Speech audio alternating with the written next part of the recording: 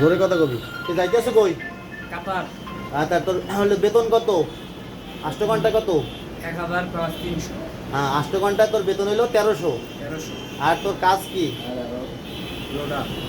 General labour. General labour. কাজ কি?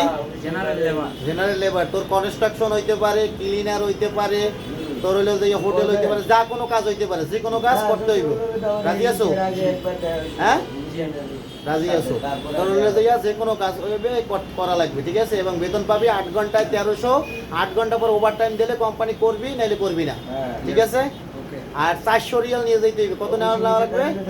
400 Real. কারণ তোর হলো যাইয়া 50 দিন তোর খাইতে হইবে নিজের টাকা দিয়া। খাওয়া নিজের, খাওয়া কি নিজের, থাকা কোম্পানি, থাকা কোম্পানি, ঠিক আছে?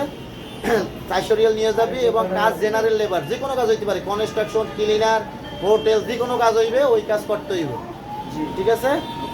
আর আর যদি কোনো সমস্যা থাকে এর মধ্যে, তাহলে 8 ঘন্টা 1300 রিয়াল স্যালারি করে টাকা দেয় না, পারমিট দেয় না, তখন আমাদের অফিসে কমপ্লিট করতে পারবি, ঠিক আছে?